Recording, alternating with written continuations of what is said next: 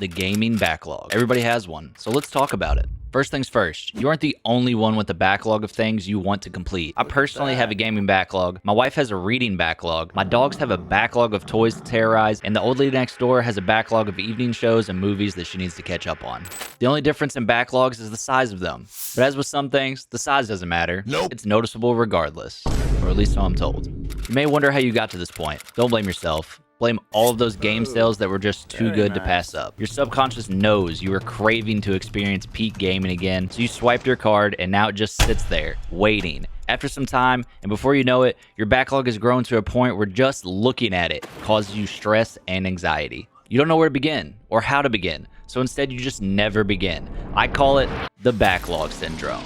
People who suffer from this, specifically in gaming, will instead go from potentially playing their next favorite and memorable game ever to playing Call of Duty or some other insanely toxic FPS game just to forget about that anxiety the backlog causes them from merely looking at it. Well, it's finally time to take action. It is time to remember what got you into gaming in the first place. Amazing, memorable stories that captivate you, keep you on the edge of your seat, and keep you wanting to come back for more. Stop forcing yourself into the endless and mindless money grab that is those old reliables. Instead, finally feel your skin crawl in fear when you hear a clicker in The Last of Us. Get a rush of goosebumps when Cal Kestis reveals the dual-sided lightsaber for the first time in Star Wars Jedi Fallen Order. Laugh your ass off as you drag a poor soul down the old western roads in Red Dead Redemption. Scream at the top of your lungs in excitement when you finally take down Melania in the Elden Ring after failing 132 times in a row. That's what I've been waiting for. That's what it's all about. Woo!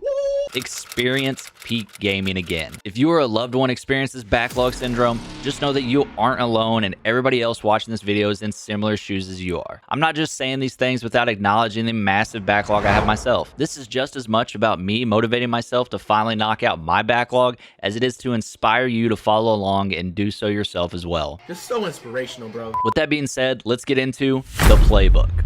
The playbook is going to go over how to finally find gaming happiness and complete this backlog. Step 1. Write down everything in your backlog. Personally, I did this by pulling up a spreadsheet and simply writing down every single game I own that I know I have some kind of interest in playing. Simple as that. If it's something that doesn't interest you anymore, don't write it down. No need to let it stress you out. Hell, you can even delete it completely off your system. Uninstall it. Get rid of it. Thank you. Bye. Or hide it out of view so you don't see or think about it again. Get out of my face! Step 2. Categorize your backlog. There are quite a few different ways you can do this. Personal interest rating, Metacritic rating, time to complete, or a combination of a few things like I did. I created a few different tabs on my spreadsheet. The first one was simply everything I owned in alphabetical order. The next one was games that I don't currently own but know I need to play and experience. Both of these tabs were then combined into the final tab that was ultimately dubbed as the Play Me score. And that leads me to step 3. Order your games in your own way.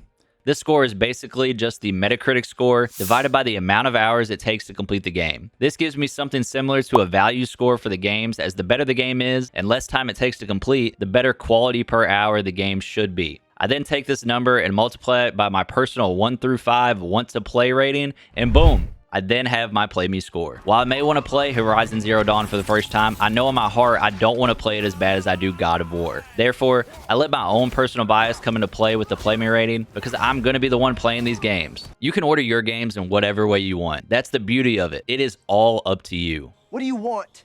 It's not that simple. What do you want? Step 4, just start the damn thing. Just do it! This is the easiest step for some and the hardest step for others. Now that we are organized, we've got a nice hit of dopamine into our systems and are feeling a bit more relaxed. But then we start wondering if we actually have the time to start the first game of our list. Who cares if you only have 30 minutes to play and not 4 hours? It's fine to take it a little bit at a time. The point is to have fun, so let yourself. Not everything in life requires perfect timing for it to be enjoyable. If you can only play the tutorial right now, go ahead and knock it out. Hit that subscribe button as we look to use this channel as my own personal and public record of knocking out my massive library of games that will finally be getting the playtime they deserve. Let's see where it takes us, and let's fall in love with gaming all over again together.